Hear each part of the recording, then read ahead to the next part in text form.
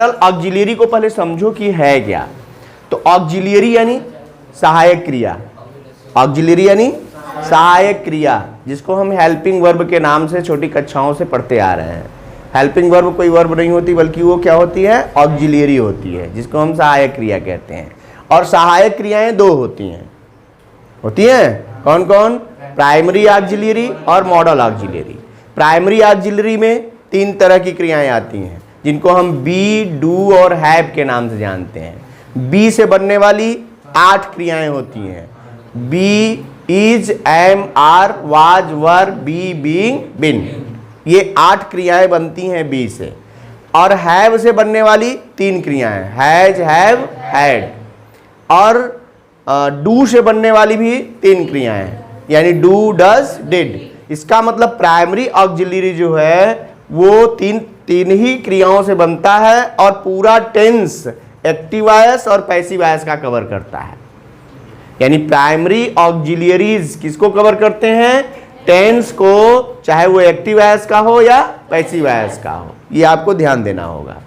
उसके बाद शेष कुछ वाक्य ऐसे भी हैं जो टेंस से हट के चलते हैं, उन्हीं को कहते हैं मॉडल ऑक्सिलरी, यानी ऐसी सहायक क्रियाएं जो एक तरह से मूड बताती हैं। ये मॉडल को हम क्या कह सकते हैं? मूड बताने वाली क्रियाएं। मूड का मतलब होता है, अब इसका शाब्दिक अर्थ कुछ नहीं निकाल सकते। शाब्दिक अर्थ इसलिए नहीं निकाल सकते क्योंकि अब ये मोड से बना ही है। वैसे ये मुख्य शब्द तो है मूड। क्या है? मूड। मोड यानी मैनर, तौर तरीका, इसको हमने मूड जोड़ दिया है, यानी ये मूड भी बताता है। इसीलिए मॉडल ऑक्सिलरी जो होते हैं वो किसके अनुसार लगते हैं? वाक्य में बताए गए मैनर या मूड के को पहले हम चेक करेंगे, उसके बाद ही हम प्रयोग करेंगे। जैसे मॉडल ऑक्सिलरी में कैन का प्रयोग और मे का प्रयोग, एक छोटा एग्जाम्पल लेके समझो कि कैन जो होता है वो सामर्थ्य दिखाता है, स्ट्रेंथ, पावर दिखाता है, एबिलिटी दिखाता है। और मे जो होता है वो किसी भी कार्य को करने की पॉसिबिलिटी को दर्शाता है या पोलाइटनेस दर्शाता है। तो पॉसिबिलिटी और पोलाइटनेस की बात हो रही हो, मूड। मूड कौन सा है? पोलाइटनेस का। तब क्या? मे का प्रयोग। मूड कौन सा? एबिलिटी दर्शाने का, तो कैन का। यानी अब ये मैनर हो गया, इसी को हम मूड कह रहे हैं, इसी को हम मोड भी कह रहे हैं। मोड यानी तरीका। अब ये इन तरीकों को समझेंगे क्योंकि तरीका बदला, मॉडल बदला। तरीका बदलेगा और मॉडल बदल जाएगा।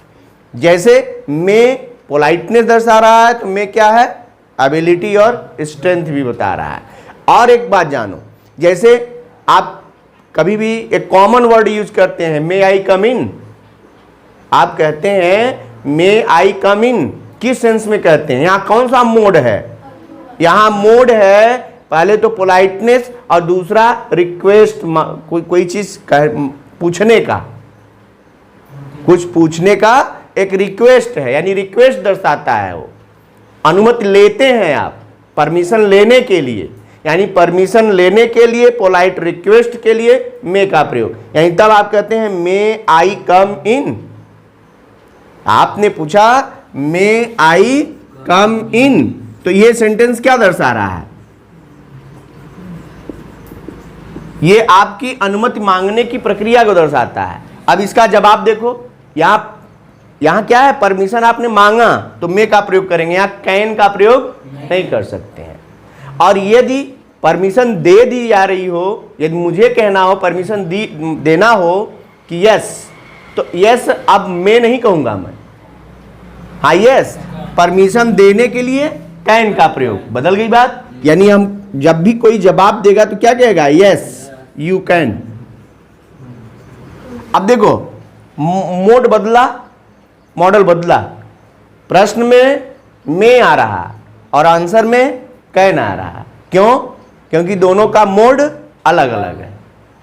बात समझ आ रही नहीं? अब यही है मोड, कि मोड जब हमको दिखा कि अनुमति लेनी है तो मैं लगाया, अनुमति देनी है तो कैन लगाया।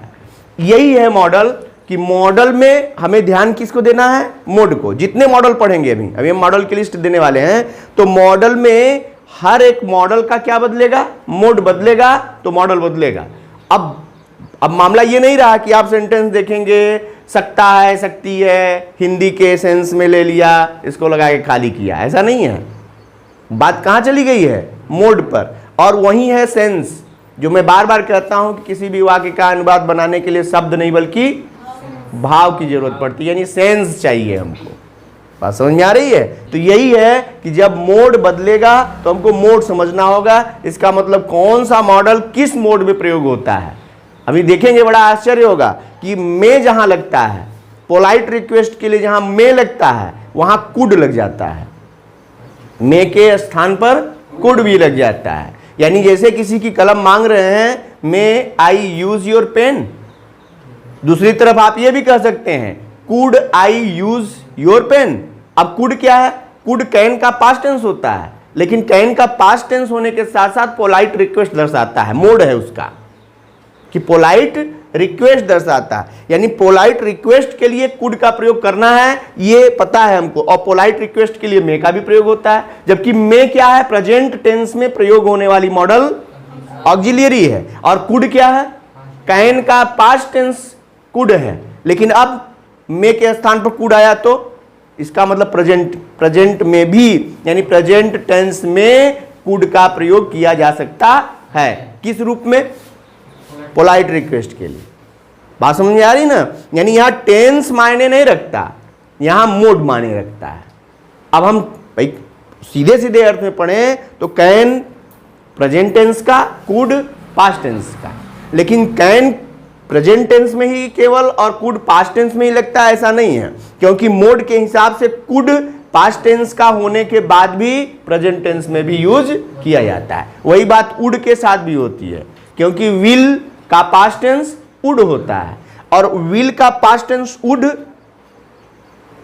पास्ट टेंस में है, लेकिन वो प्रेजेंट टेंस में भी यूज किया जाता है, वो भी पोलाइट रिक्वेस्ट दर्शाता है। यानी अभी फिर वही बात कि जहां हम पोलाइट रिक्वेस्ट का मोड आया वहां वुड का भी प्रयोग कर सकते हैं।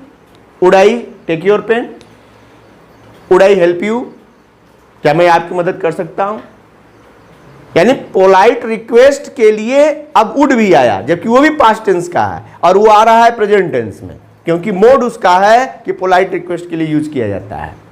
तो अलग अलग, अब जैसे वुड केवल पोलाइट रिक्वेस्ट नहीं है, अब वुड क्या है? इधर पोलाइट रिक्वेस्ट होता है तो मे के साथ, मे के स्थान पर, और कैन कुड के स्थान पर आया। और वहीं वुड दूसरी तरफ आदत बताता है तो अब आदत बताने के लिए यूज्ड टू के स्थान पर चला जाता है। मोड, अब वो मोड है, वही मोड है। यानी जितने मॉडल्स हैं सबके मोड चेंज होते रहते हैं, तो किस किस मोड में कौन कौन सा मॉडल यूज होता है इसकी जानकारी रखना हमें आवश्यक है।